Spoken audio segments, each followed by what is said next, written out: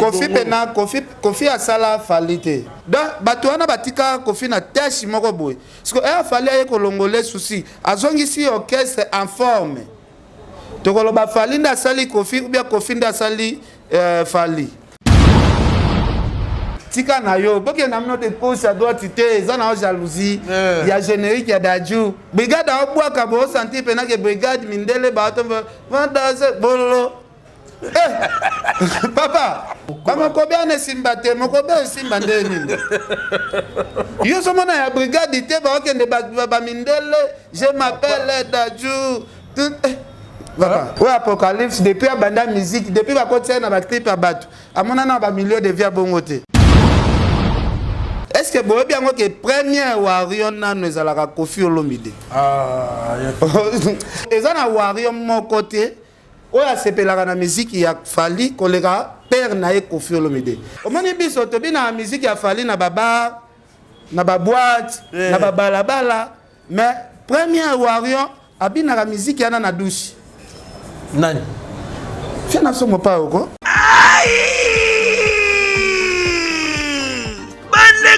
Bolingo, Yokelanga Eloko Oyo, KLP Distribution, chez Luc Koulapa. Yeah! Société KLP Distribution, ils spécialisés na distribution de boissons alcooliques, locola, whisky, champagne, vin, PMI Soussou, Bazali Koteka, boissons non alcoolisées, locola, coca, fanta, Ozamo Bimba.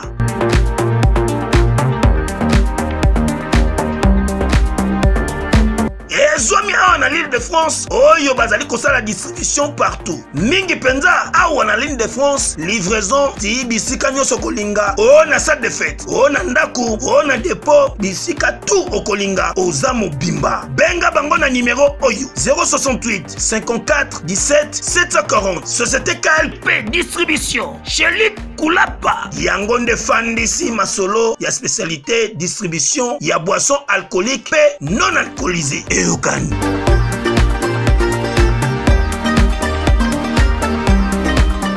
Nani aza chef? Nani azana pouvoir ya kosala ya kofingela Kofi Fali entre Cindy na Blana. Donc Blana Blana lobi ke tchatcho wana débat tchatcho mutakriya ngoza Fali et nati le koloté. Tant yo ba ke Fali défendre Kofi té. Yo ninga Fali asala rani pas Kofi Olomide. Parce que ce qui se passe aujourd'hui na Wenge, ils ont bien été. Ils sont pas soudés. Parce qu'on a instabilité.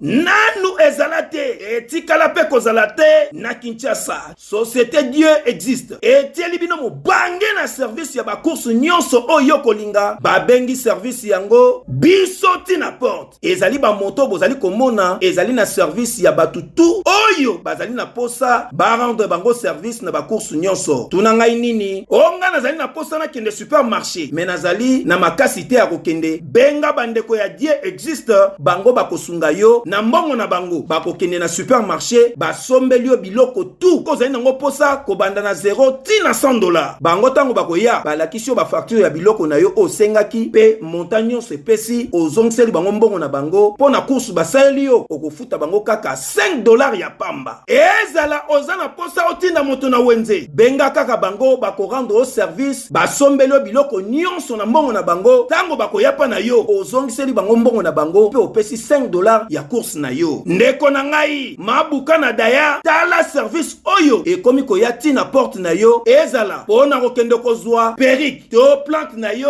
na salon de coiffure benga bango bakosa elo course wana tango bakoya bapesi yo perruque na yo pe opesi bango $5 ya pamba ya course na yo surtout pona bino oyo ezala keso bimaki obosani eloko mususu na ndaku chombo to nini bango bazali wana bakosunga osoko bengi bango na bambouteillage ya kisasa moto wewa ekokota partout pe bakosala shosho bazweli yo quelle que soit distance sombele suka bisanga pona bandeko bazali na batu na bango soit azali kobela azali na hôpital to pe azali na ndako kasi esengeli bakende kolukelo bakisi benga bandeko ya société Dieu existe bango bakosunga yo okomeli bango bakisi na yo otindeli bango na mbongo na bango basombeli yo bakisi après bayeli yo ba facture na bakisi na bango ozongiseli bango mbongo et puis ofuti bango mbongo ya course na bango $5 ya pamba du jamais vu. Ozotu nanga soki bazali wapi? Société dit existe. Ezwami na Cavalli Center na commune Gombe en face na Planète J na boulevard. Deuxième niveau Oza Mobimba. Topo ko benga bango na numéro ya téléphone oyo 089 00 040 81. Na société dit existe.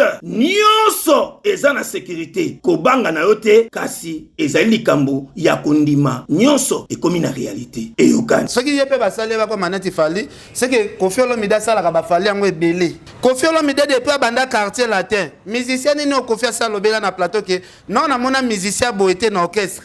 Azolo ba kombo nani? Si andima basala na fali ba clip ba manzembo bango mibale oya nyati oya zongi réponse balati bilamba verset si bango mi bafandi na bakiti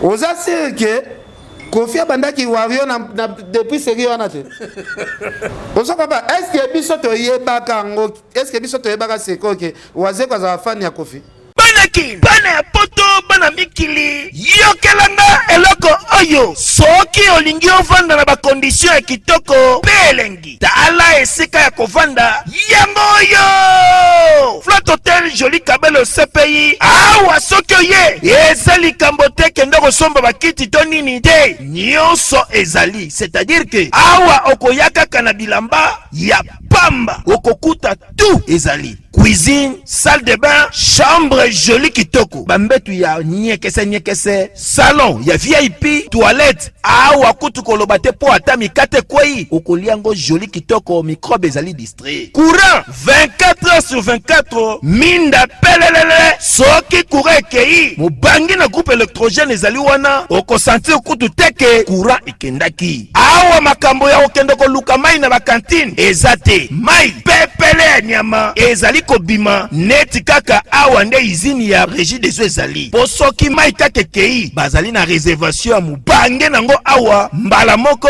ekomi kobima joli kitoko boko sentir kutu teke mai awa ekangami awa bazali meme na bar na bango oyo bato ya libanda bakotaka te. Flat Hotel Joli Kabelo CPI ezwami na avenue Bula numéro 115 quartier Adoula na commune Bandalungwa référence Église Mangembo. Na Flat Hotel Joli Kabelo CPI nyonso pepele neti kaka na film. Nga première fois nakenda Brazza na 2004. Tarsi nyonso tu na zokota na Brazzaville, musique ga ya Koffi. Na mituna na bi yango mboko na ye bayoka musique ya mutu mususu te kaka ya Koffi ou bien zalenge nini.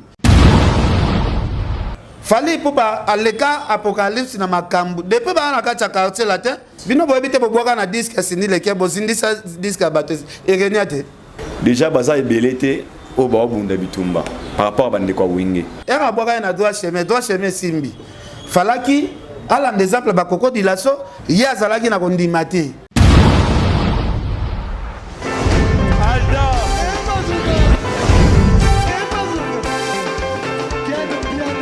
Personne m'a pour dire, on dit qu'elle vient. Ailleurs, il y a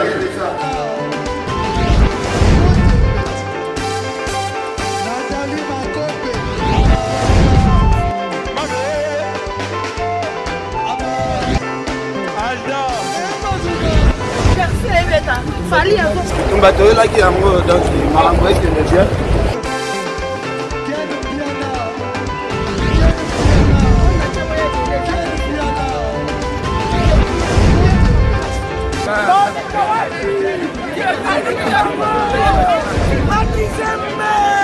Ah bon? Gideline mon conduit. Ouais. Ah, ouais. This is London. This is London City.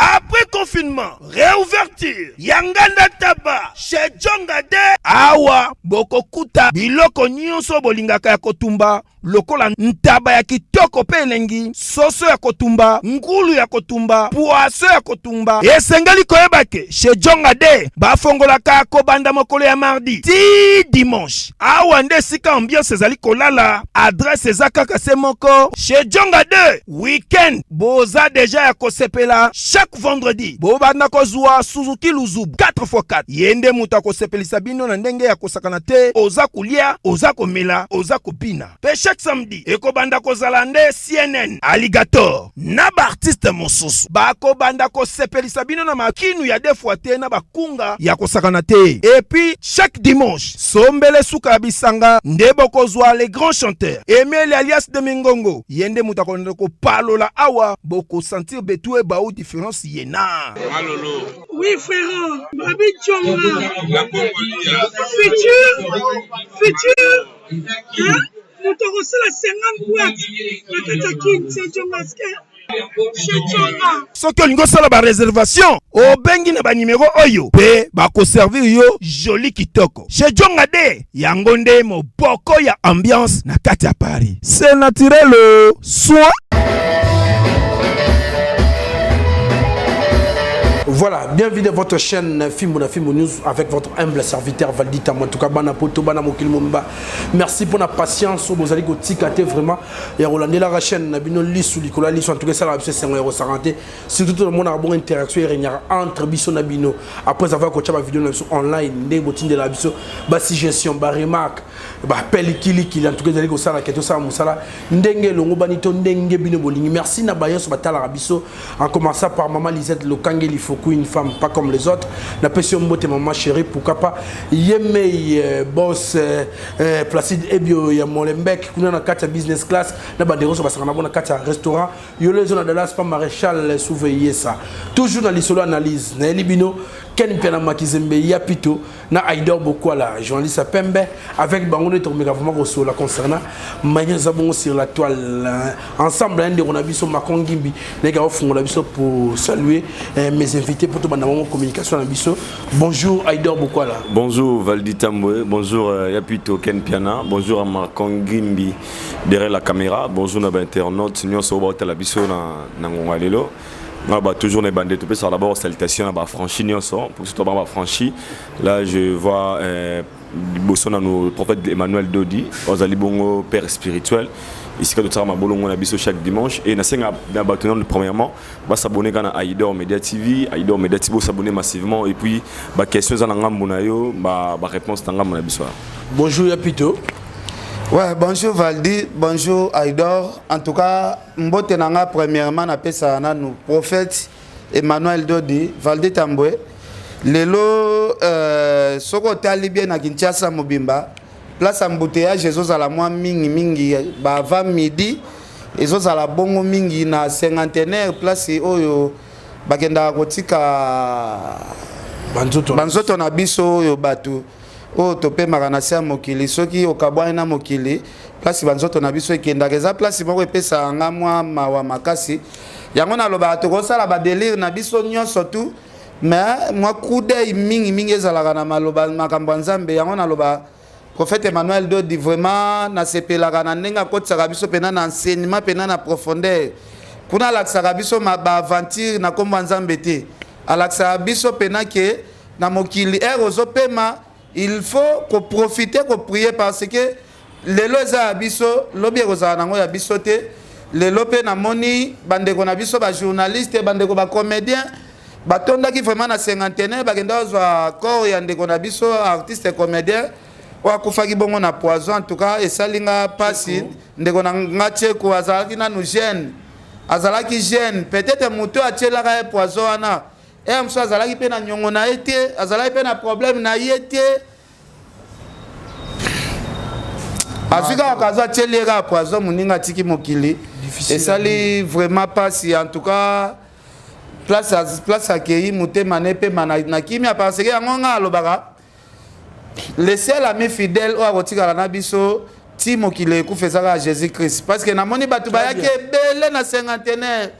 Mais ce que tu as dit, encore ezobima, tout le monde a son transport azonge pa na ye bandeko ba ke de cimetière batika li muke donc les seuls amis oya kotikala na ye air bakosipa ye ezalaka Jésus-Christ en tout cas il faut tozalaka mingi na Jésus-Christ ke toluka binzambi oyo bato balukaka bakende kosimba moi conseil ka ya muke yango les seuls amis autorotika ya Jésus-Christ obi omoni ndenge après avoir kotombola nzoto ya moyi kokenda ona semaine na lilita batutu na moni tabita nzombo ndekolanga mwasi transport akei na moni ba comédien pena mutu na mutu amata moto na ye akei na moni ka bisi moko bato baza na kati pas même 8 personnes mais transport mulai batie bato bakota bato bamona siko atokende tikuna mais to luka toka bwana muninga tokende tomona ta place bazozipa bato bamona siko awa na cinquantenaire ekoki déjà to l'accès de la présence bilamba to l'attaque de bato bamona ngona ba YouTube mais gentilité tata on a fil l'idée ya mamba ya bawe yuana to bete pe lisula papa na biso kwedi autotika biso en tout cas pesi passe ya rosaranate a parmi a compter parmi ba mbiaka to ba légende vraiment ya monde wana ya théâtre na to yamba message wana ndeni. Bon, et ça message a passé. Papa n'a pas dit premièrement à saler trop. Vous voyez que le théâtre de chez nous, on est là, ça va tout pongiter. Si. Papa a vraiment marqué une histoire de théâtre dans le Canabiso.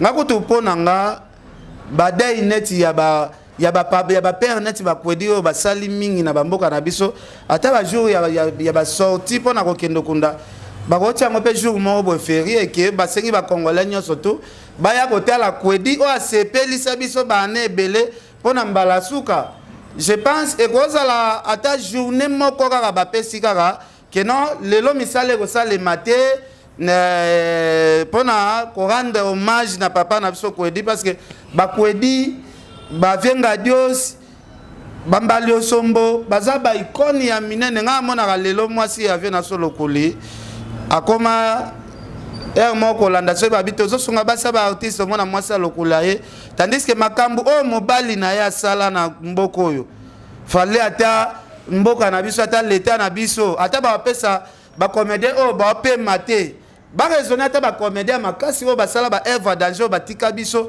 basombela bénéfice ke bana na bango ata mapangu basi na bango ata mapangu balukela bango baplace ya kopema ozwi neti papa na biso sans souci mère na biso tozala ne kuna na bandane soki gouvernement barécompense babi mobali no asala mingi na mboka valdi AVC elongwaka na koseka AVC esilaka na koseka baartiste comédien wana basilisaka bato kombe ba AVC oza na stress na yo ozoraisonne makambo boye otali théâtre vie de loin stress esili donc nga na osenga nasengeli baoyo baopema te baoyo batika biso neti bapululu bana pululu lelo baza par-ci par-là soki l'état asombeli bango ata ndako nga kuna osenga mama Olive parce que pululu ezalaka occasion liboso akende rendez-vous mama Olive ayebi ke na okende lobi lelo pululu adai mama Olive anilaka pe rendez-vous wana na osenga kutu mama Olive ndenge asungaka bato akanisa ata sala eloko moko mpona pululu mwana na ye pululu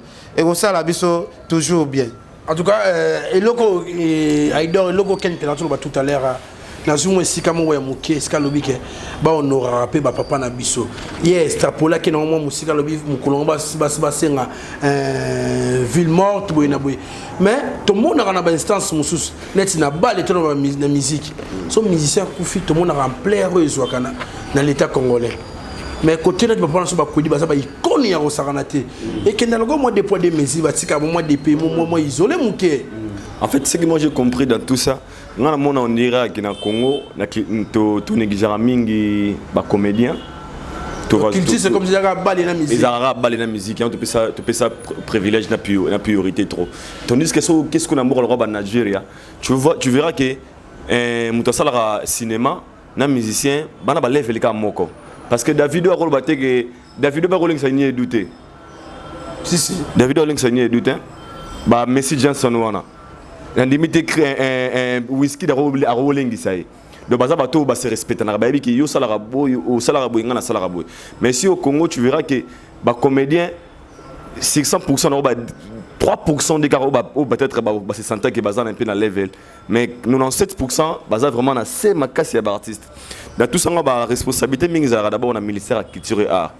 mon frère lelo na habité non na mona nga comédien mo ta kufi na simane babi ki comédien kufa za ina la bango tout ba kufa ba pauvre oh tout ba kufa na babi comédien tout o ya kufa na Congo azara pauvre parce que na simali wana tout monde na bayara wana batiki bwana atiki logoté atiki boyebo atiki logoté mais sur l'année bango na ba musicien bien sûr na minimiser musique té bien sûr musique aussi eza ko contribuer parce que les autres capé image ya culture la biso mais ba comédien ba impactera ba vie na biso makasi directement parce que na mona moi biso to fa ma tour na mboka libanda au fani maboye musique yo kamera mais sur ba théâtre wana ta libanda na ba stress ba ta poto ba buta kayu mais sur le déstress avant le roi ba musique ezate le roi ba comédie ezate ba comédie ba zate mais si toi tu viens aussi au Congo des gens va beaucoup plus négligé ba beaucoup plus diminué pourquoi ba travailler na il faut pexo na bango et ça fait vraiment mal netiboué liwa papa na biso koedi avant ko ça la SOS donc quel plan lobia père na ça na RTNC a ko fait tant que directeur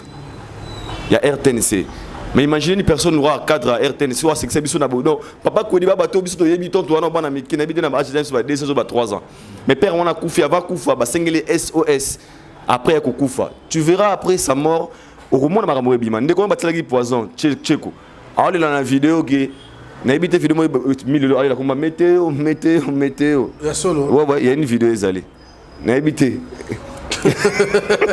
donc je ferme la parenthèse. Ndeko wana kwa kufa no le lanzala.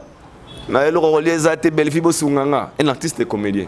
Dans tout ça ngalo bara responsabilité makambo za pa ministère qui tire art. Miso tsaka na kata musique. Bo tsaka pe na kata théâtre, na kata ba comédien. C'est très important. Mon frère ba musicien, bien sûr to le ministère qui par ba musicien te. Mais moi quatre bien te bimaga na ba activité be la ba mission mon ministère qui tire et accompagner bango. Pour preuve tout le monde qui wenge genda quoi que kota la ministre qui tire qui tire art ton bataille ko filura ambassadeur tout le monde qui madame ya ministre ya qui tire art tous arena conférence de presse na ko fiolo midi na nani na académie des beaux-arts mais na ma théâtre ba raté ba mona tete ka maboke ba mona maboke dans ba tango lora maboke loro ya lolo teka na ba lobby abi au mona jamais na famille riche de ça la maboke à concité abi au mona jamais mona le famille ministre Kabila mona mto maboke famille qui sekeli mto maboke ozate. Pour nous, tout le monde on dirait maboke, les alliés signent il y a passe en fait. Ce qui fait trop mal, mais on sait que le gouvernement na biso ya Congo, bah c'est impliqué puis bah ko tali kam bande ko wana, bah méga ko tala un peu ou surtout na ba légende, bah méga peu ko salra que de l'air vivant, au banana vivant, bah méga ko récompensera pas bango, bah santala que pendant beaucoup de gens là ba passer temps bango kana ko segisa biso invalide ba suta ya ba homme d'affaires te ba suta luka mbongo te ba salika vina bango ya ko pesa biso esengo parce que batu wana to ba kufaka bana bango na sima ba sika la ndenge nini donc gouvernement na biso mana osenga ba mega ko kanisa na o ba sono vivant pour que lobby to isa son na biso pété en fait yeah. En tout cas merci na poto boucle na sujet oyo to ko tiango pamba te nga na si rebi lisolo nga kota na ndako ya présidence asuna oyo na kota parce que ndeko na nga trésor ngeso azalaki pe nga kotanga pe na salon eloko ekamsanga na kuta ba CD plein likolo mesa na salon ya président oui ba CD nyonso to ya ba comédien ya mboka na biso ba CD ya ba vidéo ba pululu da ba comédien na biso tout ba CD nyonso tout CD ya musique ezalate ya théâtre donc el axe théâtre na biso même le président de la République qui balanda kayango malgré na ba famille na bango ba comédien ba bimarate pokuna soki ndeko ya président sali théâtre ezane film Robert Amayaje théâtre ezane eloko oyo babola basalaka mais ba konzi na biso nyonso tout ba sepelaka na théâtre Valdi président Fati depuis azwa bokonzi depuis azo kamba biso ezana jour mon côté oh tout le monde a un essengo c'est grave collègue jour où ça ya seki ça likola podium tout le monde a ba musicien ba beta quand ce président Fandi wana mais tout le monde a un président essengo oh yo ça après ça été yena président caméra pe ba Fandi boye ça ya ça la comédie ko seka wana santé ko seka mo boye neti ma Michel Ngebima d'abord artiste et comédien bazo mériter l'état à la kana bango ba mériter ko kufaka pauvre boyete. En tout cas, merci Ken Piana. Toi évolué dans ce moment d'actualité, Sika Pitomoni Bongo, arrivé à Kofi Olomide à Brazzaville avant abrité bongo pointe noire na moni ba congolais bandi ko na so ba congolais ngambu ba yambi avec impact na idéologie au sakanate Valdi Tamboé Kofi Olomide Brazza zaraneti ya parce que moni Kofi bamboka neti ba Brazza ba Benin ba Abidjan ba Cameroun eza bamboka moko boye Kofi soko tielie libaya bamboka neti ba Afrique du Sud ya bamboko musique ya Kofi ekota pena makasi nga première fois nakenda Brazza na 2004 Tarsi nyonso tu nazokota na Brazzaville musique kaka ya Kofi na mituna na bi yango mboko na ye bayoka musique ya mutu mususu te kaka ya Kofi ou bien za ndenge nini nakuta na ba Nigeria mutu mwa ayebi neka anglais ayebi français te ayebi lingala te mais soki azoyembela yo banzembo ya loi o mituna lobi oyo vraiment azoka lingala obi azoka te beso azoka lingala te mais azoyemba banzembo ya Kofi mwa azoyemba banzembo ya Kofi da Kofi pona nga bayambe na impact te Brazzaville eza mboka et adopta Kofi tongo musique ya Kofi ekota na makila ya ba Brazzaville donc nga ekamusa na ngonga te ke Kofi azwa ba keyo auti ozwa lelo Aïda Bokola l'arrivée de Kofi Olomide na Brazzaville avant comme un bon pointe noire c'est une légende africaine oyo na bara Kofi Olomide aza ba batoyo azara pona biso ba congolais te parce que comme on a mutulwa Davido na nzembo na refrain legend Kofi legend donc c'est que pays anglophone va reconnaître alors que Brazza zara na ngambo awa moi je pense que c'est normal bande ko ya Brazza ezaki beta mulaye Kofi kenda kuna te pendant ba succès bela to sala mikolo so makasi banzembo bela kangi ando kende Brazza te alors cela prouve que ba Kofi Olomide ba sali trop na musique et Afrique très bien parce que tout le monde a pas voyager peu Valdi Tamboé tout le monde a on a telle publicité il y a concert à Kofi na chaîne nationale pour parler sur l'arrivée de Kofi Olomide et cela prouve que le V a beaucoup travaillé V a sali ba énergie ne belé pour comme o yazalelo parce que Kofi tous à fier parce que c'est un Congolais mais logique des choses Afrique nous a fier à Kofi Olomide donc dans tous les pays africains où il y a Okende ngamona zala welcome pour pays anglophone ba force ya Kofi Olomide bon combat plus fort que Brazza zara pemé na biso donc il mérite accueil wana ozara ona senga banduka Brazza ba mbela biso e bien ba via au pesa bango musique bazana ngo besoin spectacle kitoko bango ba battre biso les jeunes na biso et puis yazonga biso awa na ndenge sengeli pour na tombola toujours le drapeau ya Congo merci Aïda Bokola na vandi le na tango na ndako na moni kulutu na ngamo papa Firmin Matoto Maïget Mulunga akatelinga parti moko ya émission bosala ki na tribunal yona blana Mosaka na Vincent Chiluizi na pesi bango sombote parti yango blana lobai marambo a lobi wana mais tout moni réaction non c'est comme so yaki mbala moko o tchekombo ya fali pupa na habité. Déjà, Valdi, d'être sincère, au moins il est aussi la musala oyo. Tout le monde a tempé la vérité. Très bien. On a le baranga zananga hypocrite parce que il y a un ministère mort de foutre la palais, il y a un ministère mort de kabila nga ketch, il y a un ministère mort de zulanga visa na mata avion na sima ministère, il y a un ministère mort de la gisanga oya sika na mona te na vie. Si ko na batando to za vrai na biso, faut to za rappeler sincère na biso ba propos na biso. Cette émission, c'est une émission du tribunal. Où tu peux savoir chacun, net tout dire, nous dans la point de vue. Ma réponse à quel nous a raté. Nous dans la toi, yo ya mibiso mais ngana ken toi tu vocabulaire ya idée moroté. Na émission on a tout blanc na versa toute une question mais blanc na banda ko ba solo peut-être sur fali mais à coder en haut. Que muduzo a chanda combo kitoko comme ça a kitoko a ba renverser en boye. Ana ko assumer ba propos na été. Yango Vincent Bagui c'est mieux le roi soit en télévision. Tout le bramaramu ndenge sengeli. Et c'est par là on avait compris que Blanc a parlé de Fali pour paquet, Fala Zagir a reconnaissante envers Kofi par rapport à tout ce qui est hypocrite en fait les mots qui conviennent. À hypocrite par rapport à Papa Blanc. On a ce qu'on a parlé là. Et le dérangeant les andéni. Blanc a son émission je suis passé par là. Il y a un bilan je suis passé par là. On a telle réaction était belle. Il fallait aventurer mais Nathalie est-ce que Kofi Olomide mo kolo caractère latin. À l'équipe émission pour dire que fallait avoir raison, fallait bouder. Surtout que Kofi les concernés assumer qu'il y a un problème. Pourquoi biso ba o toro tambusa penser na biso na ndenge mo boy. par rapport à Blana, ce qui est clair, nous avons fait comprendre à Mokiliga que au Blana, le bac qui est une émission, ils ont engagé Blana, ils ont engagé Kofi Olomide. Pourquoi? Pour le temps, Blana, il n'est pas reconnaissant, il est un grand avec Kofi, il faut défendre Kofi Olomide, avec la Kofi Tolo. Nous avons Blana. Par exemple, nanga ongai na lobai na ninga nanga. O tatanga wari tali parce que nanga wari yote. Na bika na sincérité. Valdi, moi il est to vendre raboué. Nga comme nanga aidor bokwala. Père nanga comme ne bokwala. Père nanga kufa. Tout ce que je fais aujourd'hui, bato zwanga image ba parents nanga. Point de ba tu es mal éduqué, ba père no ba beaucoup bien tu mal éduqué pourquoi? Parce que l'éducation te recevoir na palais.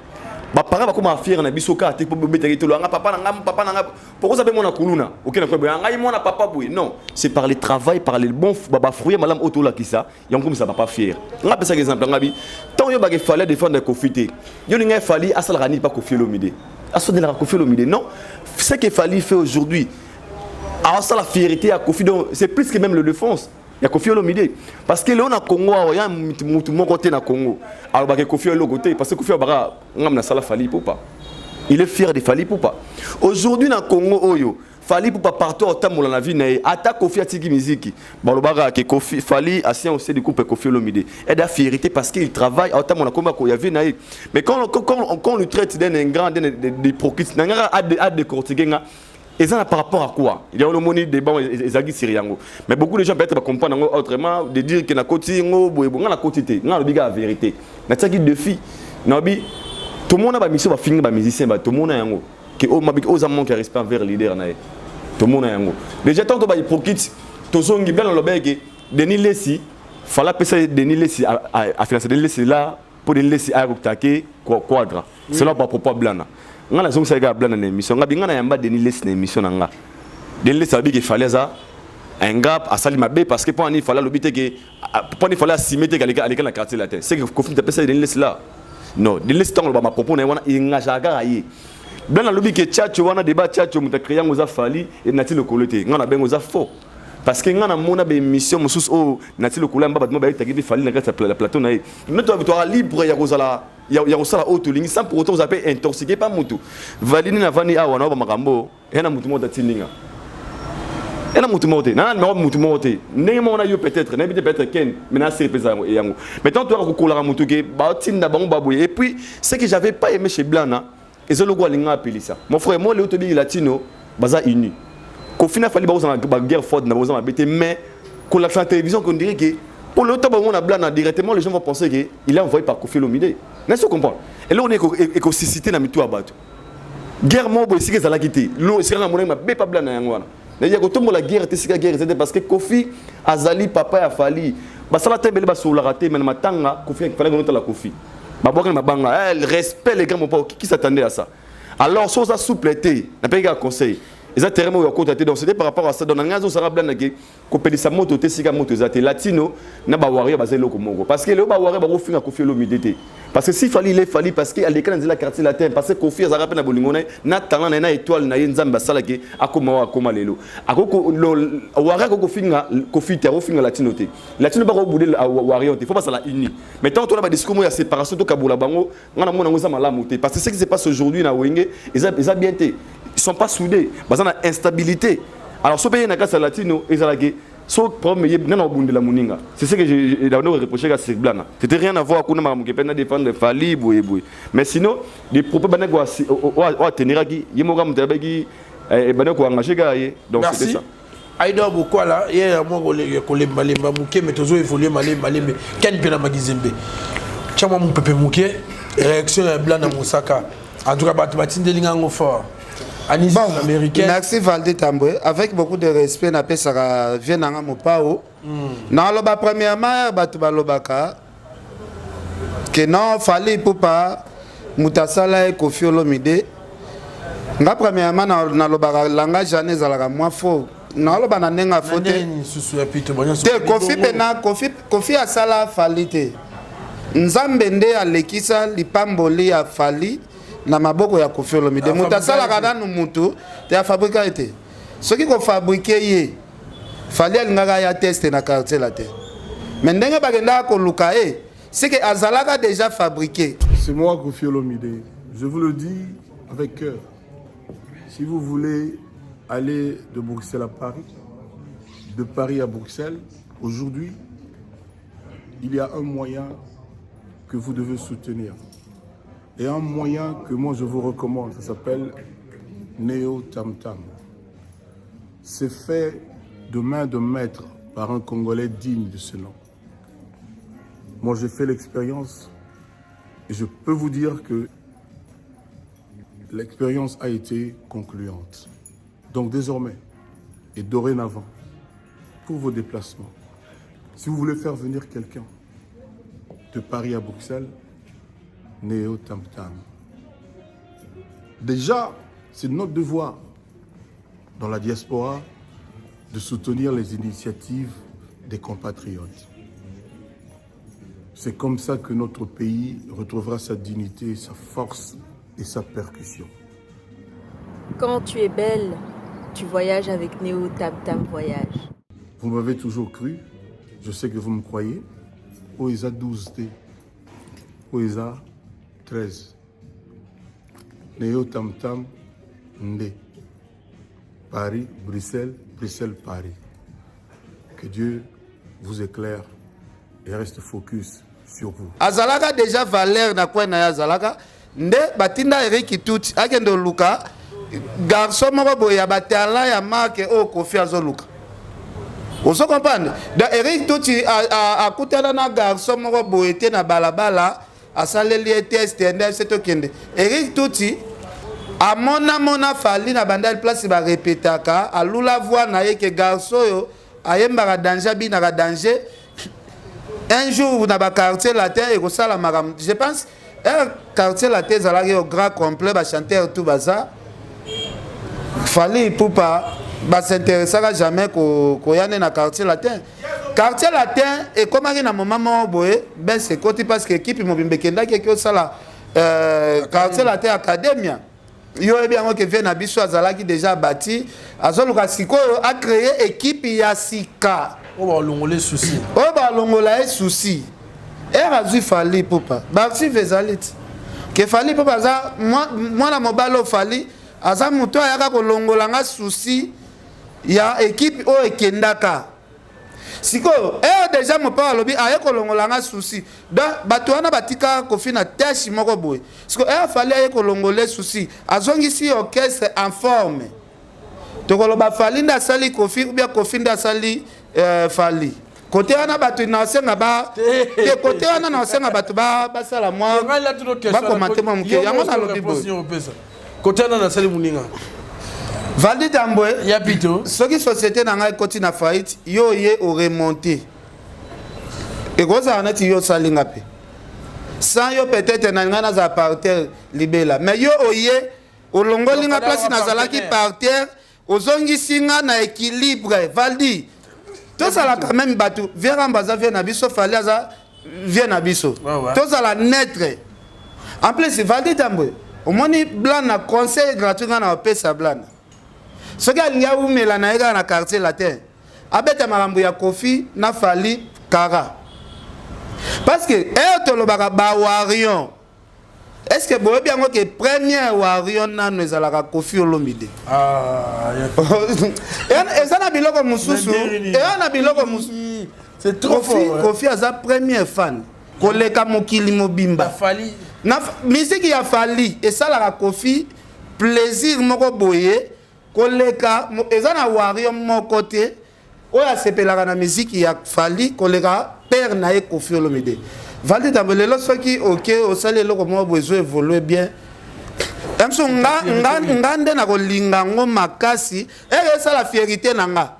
Ngande na kolinga ngo makasi koleka batu nyoso ba ya bazolinga. Eza na te vieux acte. Yo isanga za na mutu moko na mokili wa sepela na fimbu koleka vieux acte. Non, toi ne pas être son pas. Et on a ba Kofi Olomide za warion numéro 1. Ya pito. Donc blana nzela zo kende ami kotsa na libulu ya munene parce que oui parce que viens pas voir ceux qui lelo père ya bawario Fally Ipupa azuka téléphone na ye a débloqué kaka numéro ya Kofi abengi Kofi allo mon pao mon vieux naza na besoin mwana wana na monaka ye lisusu na quartier latin te yebisanga Kofi akoyoka Fally ou bien akoyoka ete bon on débloqué namona bandaka na fait zela nanu tokende malembe moi babilo mususu ya msuyo o comprendre ngate benga na senga bato balanda biso ba comprendre biso mwa muke ngana mona manike afingi Willy Musheni ya Willy Musheni akangisi ye bakangisi écoute manike fallait que de prison appelle à Fally abenga Kofi 3h du matin abise vieux salara effort Willy aza mutuna nana besoin 6h manike aza libanda via ça là qui pourquoi non ya bisayo ndeko nanga blana eza conseil gratuit soki blana lingi aumela na quartier latin atika koluka ba problème na Fally Ipupa parce que patron aza patron na ye azali wario numéro 00 non marché ba moteur na lo bango clair non marché ba moteur parce que ça na mutu moko te na mokili o sepela na ko brûler o Fally azo brûler parce que ko brûler o Fally azo brûler eza honneur ya Kofi eza honneur ya quartier latin na habite Liverpool soki makamuna olo banazo kosa eza dinenge Liverpool azana komi na succès à danger yana mutu moko te asepela na musique ya Liverpool koleka Marie Paul waza yana yi de Kofi aza père ya Fally Ipupa aza wario numéro 00 dans makila pena ya musique ya Fally biso omani faso biso omani zela na te omani biso to bina musique ya Fally na baba na ba boîte na ba balabala mais premier wario abina la musique yana na douche nani fia na somo pa oko na douche so la na douche logique vite dala yo lo beto ma Kofi wana fia na lobby boye so exemple na ngai fimbu na fimbo yo wesangeza mutasepela nango succès nangeza mutasepela nango koleka viezak on pas blanc non abi Fally aza hypocrite munene bon alobi Fally aza hypocrite alobi Fally basala ye na epa Kofi Olomide ngana préféré kaka yepe basala ye akoma neti Fally Ipupa défi tiki yango zela kasi te basala ya akoma neti Fally non eza conseil kaka soki yepe basala ba akoma neti Fally c'est que Kofi Olomide asala ka ba Fally yango ebele parce que kosala mutu mingi photo pesa ka lokumu nano pa nzambe ntamo kilifa à 10%. Vous comprenez? Donc ngana loba atika ko créer marambo entre vieux na mwana nae parce que Fally Ipupa ti akokufa papa na ye akozala Kofi akotika la kaka Kofi ti musique ye kokufa eza na plateau moko te ya monde o ba koyamba Kofi ezala mindele ya normal ezala ba chinois ezala ba coréen bako ban ata ba soki émission 1 heure de temps kombo Kofi ekota ta 3 fois parce que aza père na ye lelo Fally Ipupa musique azobeta soki azobeta musique ana to benga ngo musique elengi eza formation ya malonga oyo aye kozwa na kati ya quartier latin donc Kofi Olomide tozo pesa ye ba valeur ya aza parmi ba grand professeur ya musique parce que tout le monde a musique oyo mwana na ye azobeta tout le monde a pena mwana na uti na vraie école on se comprend donc nga lo bango lelo o problème ya Kofi Fally nga na ko tante parce que ça ba problème na bango oyo na ndenga moi boye nga na mona ka problème ngoti nte na ndenga logique pona nga na ndenga ya moi boye na ndenga bo moto na mona ka problème oyo esala ya sous conflit ya Verambo na Fally te siko soki na ndenge ya physique ou bien na ndenge ya butu soki ya sous problème ngo eza na ndenge to imaginer ka sous na ndenge ya butu nga monda butu na yebite na kota makambo na zoba mutu na makolote mondi ya makambo ngo place eza nga na kota ka mondi wana te na yebi mondi wana te so na kendo kota ngo pourquoi tepe mana muke idol boko la na yebite Joël Salambi ah mon frère Il dort pourquoi là? Il y a tout conclu dans ce jeu de côté Maram. Est-ce que vous partagez même avis que Ken Piana? Ah oui, ah? Parce que j'ai ça les mavena qui confie premier wariant total à sikoyo. Ce qui va tout boya dans batu ba fongo la pena au moment de émission ezaki ya Tchacho. Que nati le collabo Tchacho. Parce que Tchacho eza ya Koffi Olomide siko nga na imposer pe Koffi Olomide za premier wariant ya Fally Ipupa. Moi parmi ba wariant to kaka Koffi aza premier wariant. Aïdo, on partage même ma vie que Ken Piana. Par rapport à la première warrior, même ma vie n'a été. Même ma vie par rapport au monde à lobby, que Koffi aux la fière n'a Fally parce que fierté a Fally de honneur n'a aimé. Pour la première warrior, moi même aux appelle parce que warrior bazaga ba fan ya Fally Ipupa. Oba linga Fally ma bena malamu na tout ça. D'autres parts au Bénin, excusez-moi le terme, il fanatisme, d'autres termes. Fanatisme, ils vont permettre de le gouvernement. Ils allaient moto peut-être aux appels à difficulté, il y a mon erreur, il y a mon tour condamné. Mouta mon aka bien. Ma fan la musique va comme à niveau là. Tandis que Koffi peut voir Fally na autre Aza, bien sûr, c'est une personne qui sera fière de Fally Ipupa. Mais à Romo on appelle erreur et à Fally, il a aussi droit de parler. Donc, la philosophie, je lui donne raison.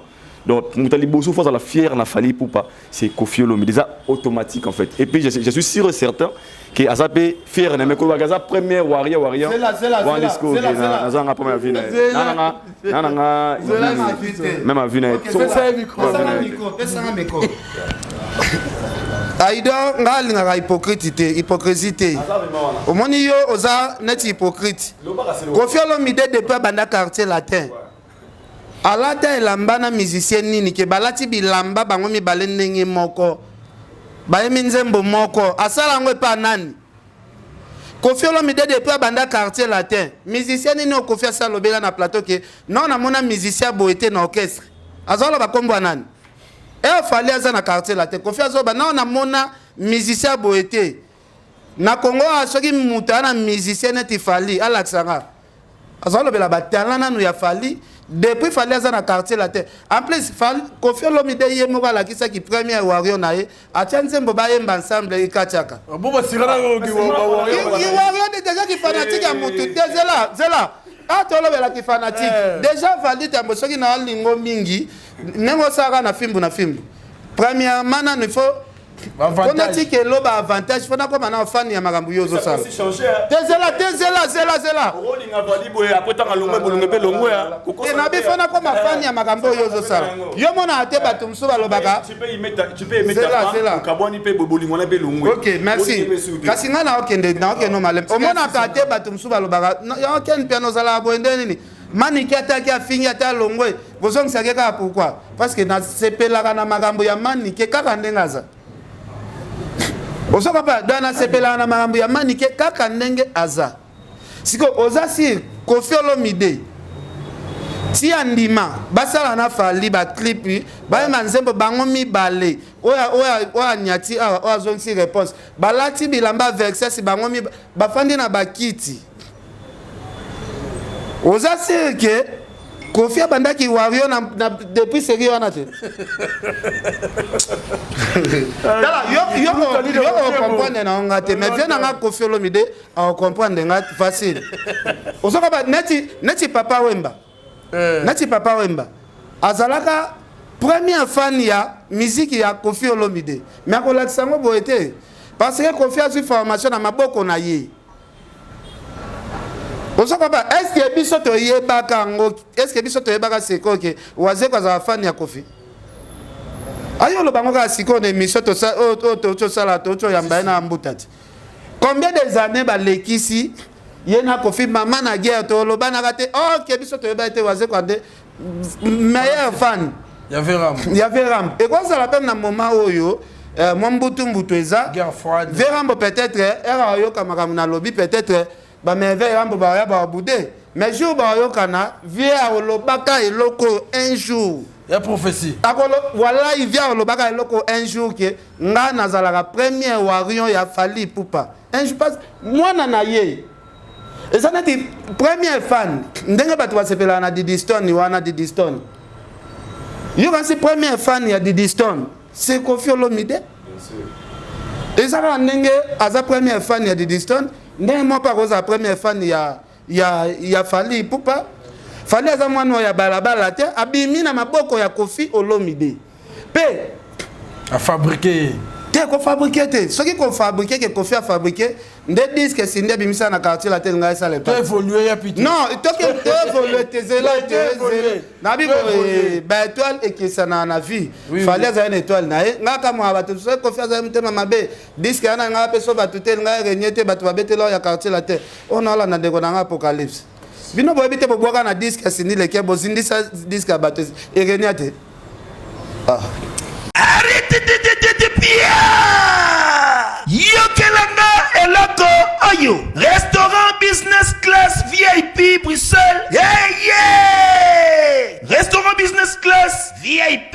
Yeah! Ouais, zali na ba cuisine spécialisée na ndenge ya mukiete lokola cuisine spécialisée congolaise pe africaine. Awa soki okoti biloko tu ya mboka okoliango joli kitoko. O makayabu, kwanga, mbinzo, ndakala okoliango joli kitoko awa bilubutu elamba maka awa. Bongo biloko ya kotumba lokola soso, ntaba, mbisi awe tumba maka joli kitoko na niveau ya kosakana te olie ozamo bimba. Na restaurant business class VIP na Bruxelles bazali pe na mobange na salle oyo ba organizaka activité ya ndenge na ndenge lokola ba soirée, ba anniversaire, mariage, conférence, pe ba activité mususu ekoki kosalema awa. Ozo na ngai soka zali wapi? Restaurant business class VIP na Bruxelles ezwami na adresse oyo 39 boulevard Jubilé Bruxelles 1080 métro Riboucourt l'une 2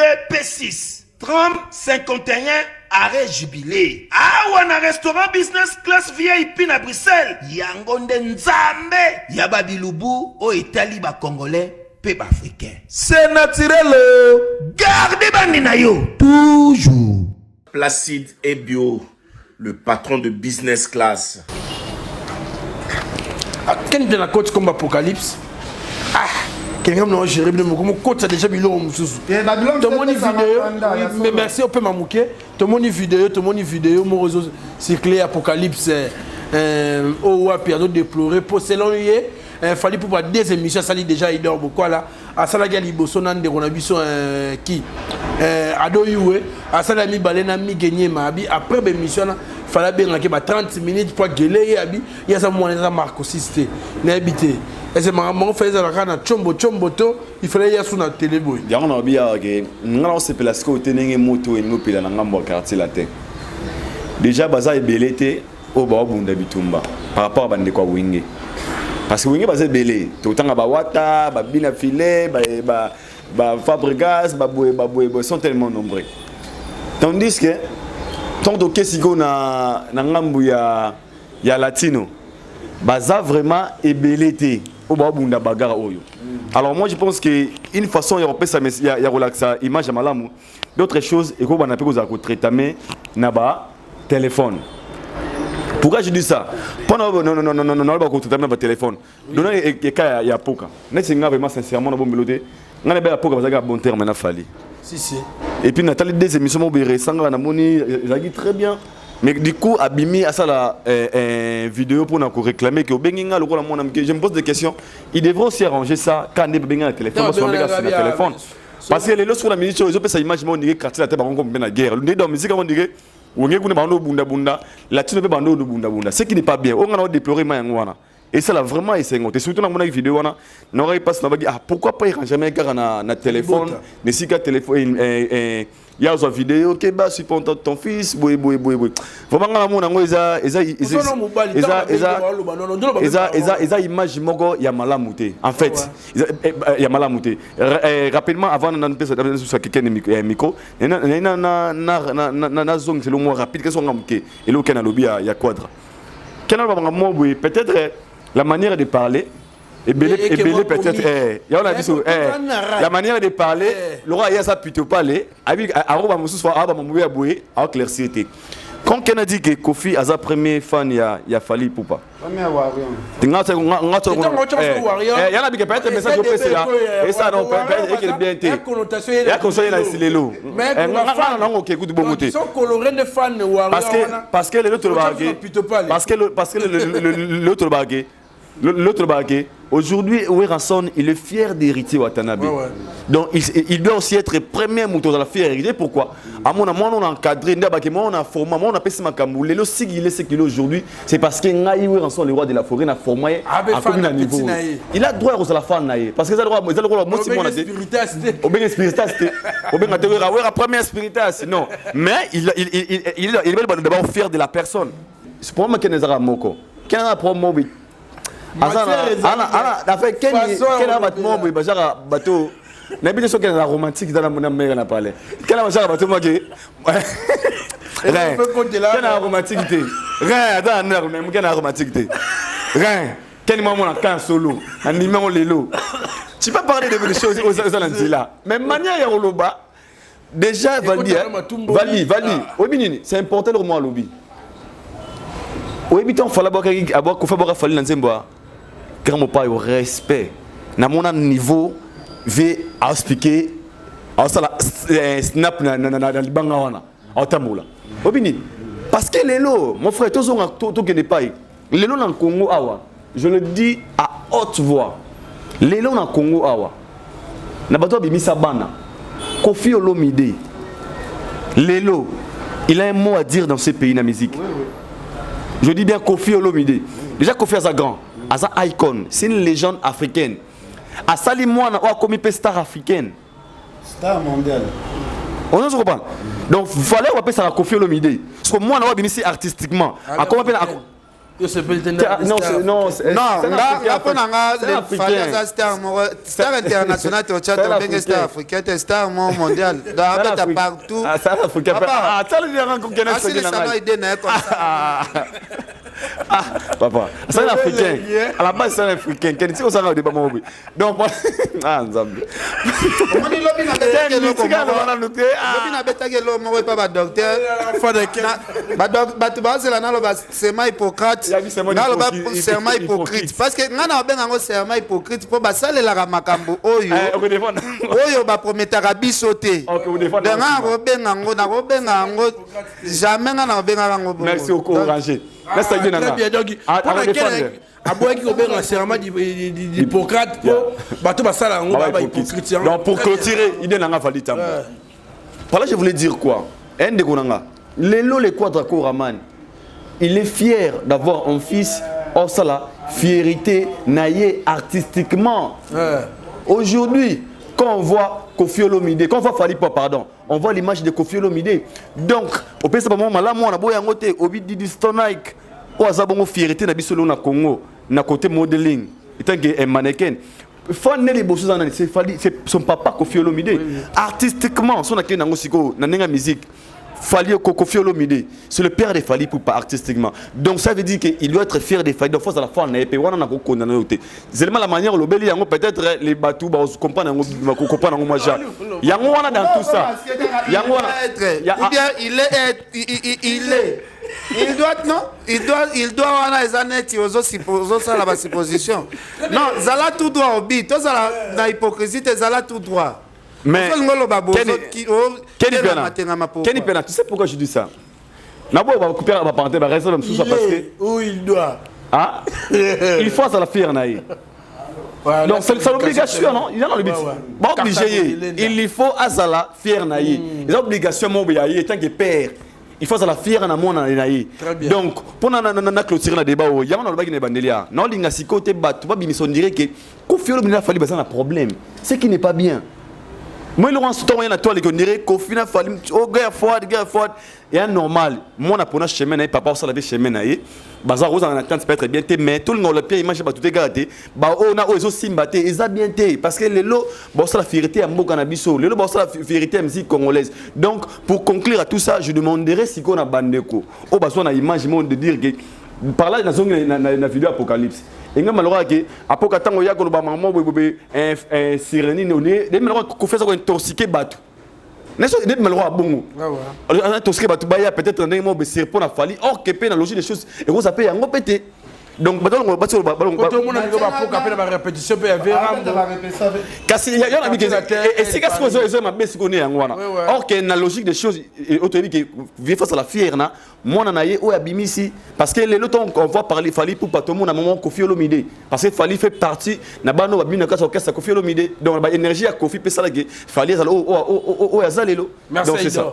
Mais quel maloba apocalypse qui côté maloba abi fallait so kumisile ba mbongo so nini non problème ezate mais ngana loba boy premièrement na nous na loba fallait pour parler lo makamunyo so sala et ça ba résultat wa bimisa ki na droit chemin tout le monde va participer à droit chemin bazabato basala ba participer pour na récite ya fallait pour apocalypse abeta na droit chemin batala album to beta wana lelo et même fallait musique fallait comme un millionnaire biso to tikala ba piaker wana eza premier angle na loba déjà herbo bandaki na mutu lisolo moko boye bino bozango ba aventure mutu to wana a progresser bino botikali ka parce que apocalypse dans limite azata na $1000 ya peata ka na poto ba apocalypse ba batu mo boye soki mbongo na poche belé na poto soki mbongo belé na compte ya banque soit 250 €, soit 260 €, soit 270 €. Même ça coûte belé va monter à mbongo na otang.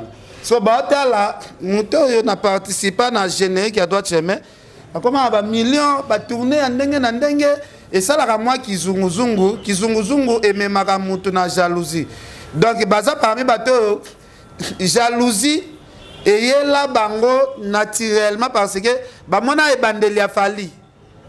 Bamona ebandeli a fali na esprit bapesaka fali chance te que fallait comme na place au fallait azalelo parce que soko tali F victime ba animateur o ba méritaki ya ko sala ba tourner na fali ti lelo za ba apocalypse yana parce que on se comprend fallait pour ba aleka apocalypse na makambu depuis ba na kacha quartier latin fallait azali na mbongo ke à part Koffi c'est fallait pour pas côté mbongo côté impact na ya mouvement mouvement comme que net des personnes ba kumbelango ya solo ya pe na conseil msu pe faire rosa la te fali pa kumbeli pe ke makamune to monaka Koffi afandi boye ache Cindy chante Koffi Cindy wana zawapi na kati ya quartier la te non Koffi achake pe na place ba leader non et ça pe na moment où fallait azaki na quartier la te o zala ke Koffi pa refanda boye fali pa zo défendre.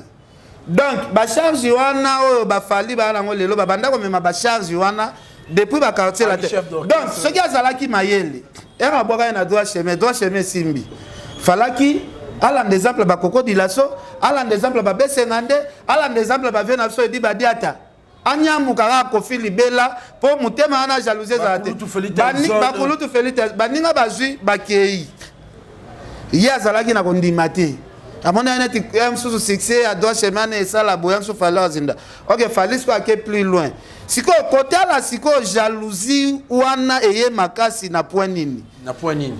Fallait pour pas composer générique. Après si d'adju que faut bien s'appeler générique. Bah tu vas recopier na générique parce que style ana générique qui peut ça la bien. Si ko a proposé animateur qui brigade inde fabwa qui là. Parce que apocalypse azoko ka ko bimisa jalousie na yemba la moko boete akoka ko exposer ngote aluka a devia ngo na makambo ya lokuta ba benga yenga appel basala ki pourquoi avant brigade asbeta générique moko na daju parce que to ebike eza penalty o falinda pesa ki apocalypse ndelo rezo soya eza ba penalty abongo fallait pesa ndenga ba mokobe ana simba te mokobe simba ndeni yo somona ya brigade te ba okende ba mindele je m'appelle Daju papa mindele na ba stade nani brigade abwaka bo sentir pena que brigade mindele ba to vanda ze bolo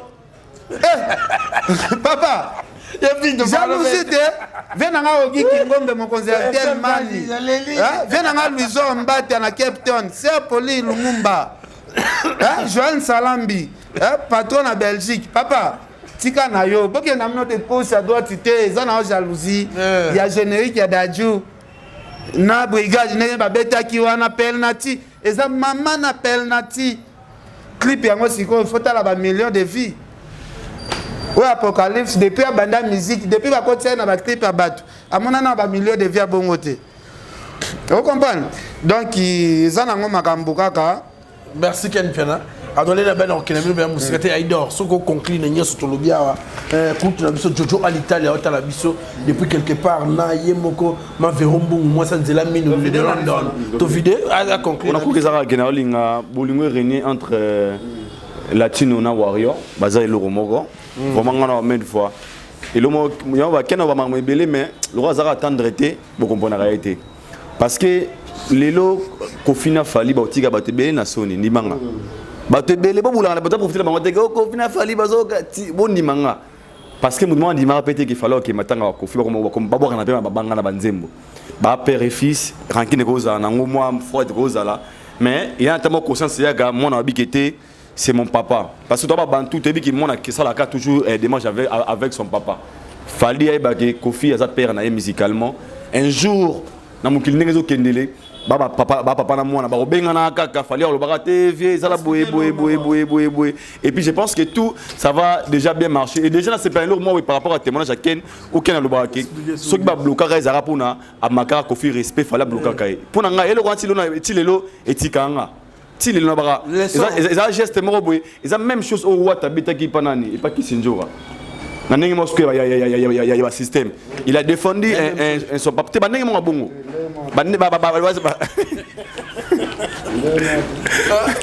donc pour la défendre les pères on va passer un disque na katia quartier latin et que tu as un disque na donc pour la défendre les pères na yé pour la défendre les pères na yé asa la disque na maison mère asa disque na maison mère fallait asa disque na quartier latin et que tu as mwana ya ba papa mi balé ba tiezemi wapi vrai papa parce que jiba zawana wega pa zawana bango nyoso ba wela abeta na wenge nanga ope abeta na wenge nanga parce que ngana yebi ko évoluer ça nango gravité ngazo ba même exemple té donc par là je voulais dire quoi ce sont des gens pour un respect ba parents na bango bandimi ba se sacrifier na ba relation moroboy doit pas être comprendre nga bien té parce que ce qu'il faut la bloquer yo lobla pour na falit au sala quelque chose pour na mais andimara prouver relation na yo na yé pour na rebattre là pas à bloquer pega tu la bloquer fala bloquer tu lelo oyebisanga sikoyo zana peso exemple moko na loba makambo nzamba zokanga to sola na gari wele en coulisses soki na kosa nzambe onga na kenda osambela asalanga mabe gari wele to fandi na ye na hôtel du fleuve abisinga lobi nga comprenaka te guerre ya fali na kofi parce que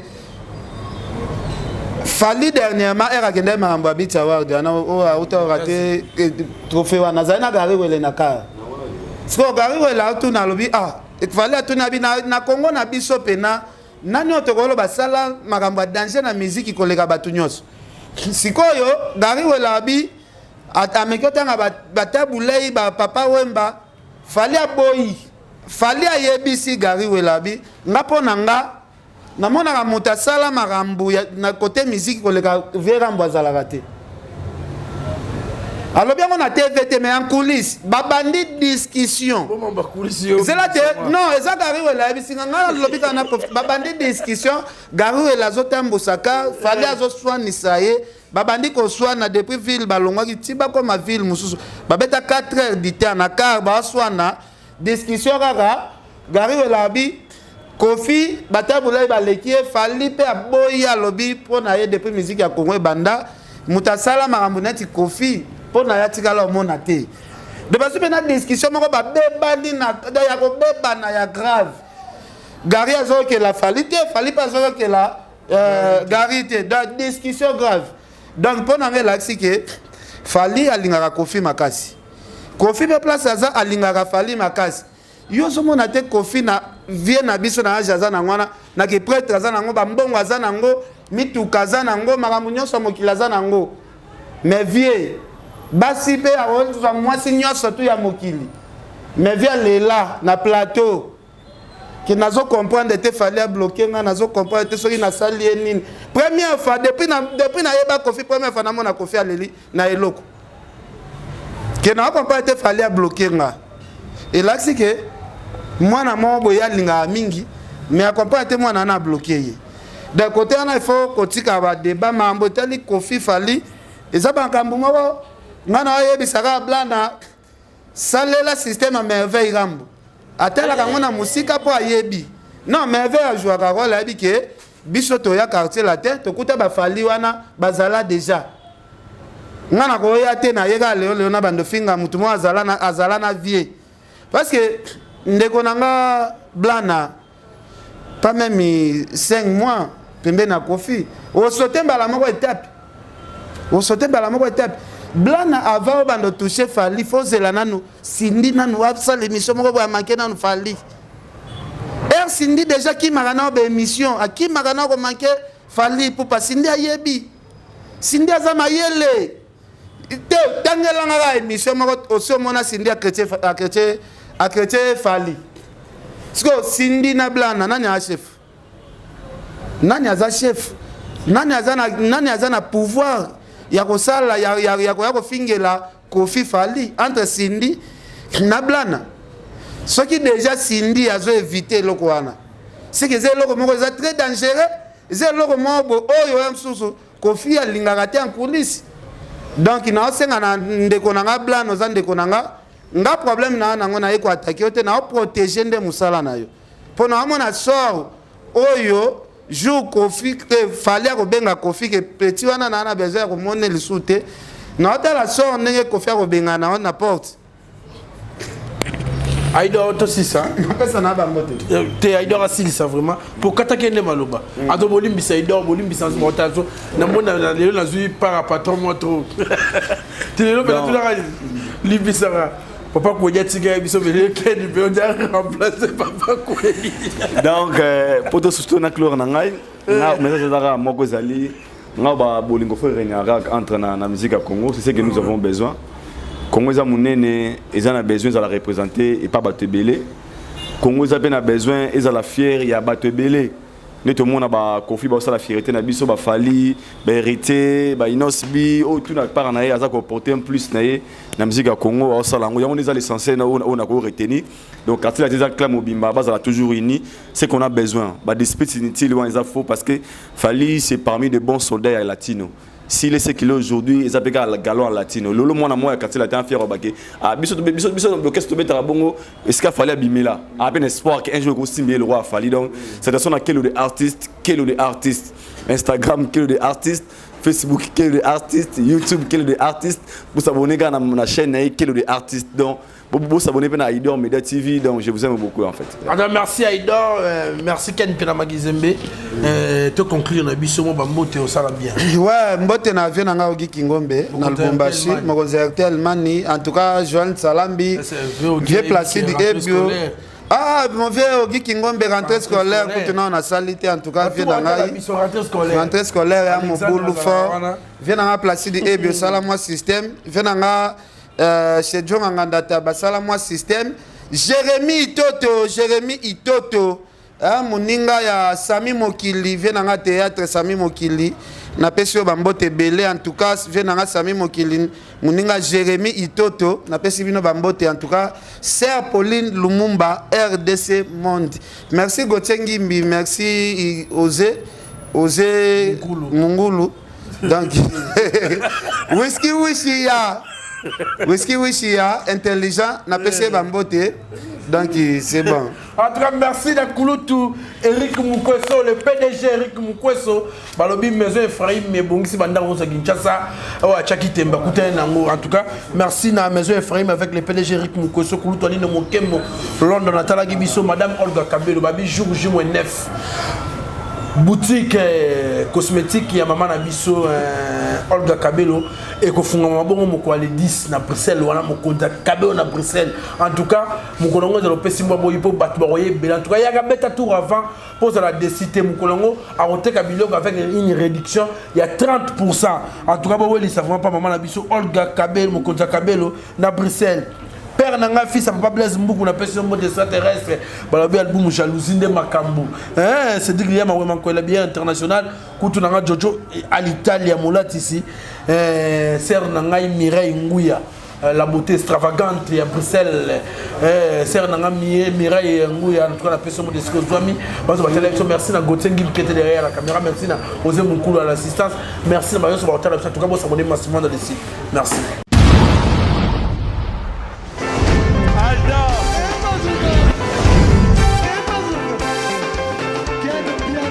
Personne m'a conduit, au monde qui est bien. Ailleurs, il y a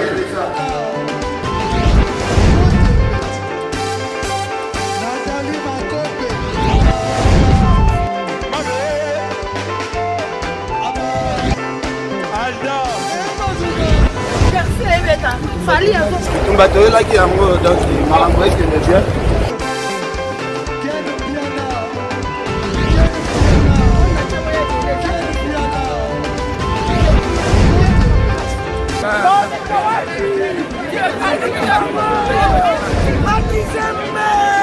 Ah bon? J'ai des lignes mon conduit. Ouais. Ah, ouais. This is London. This is London City.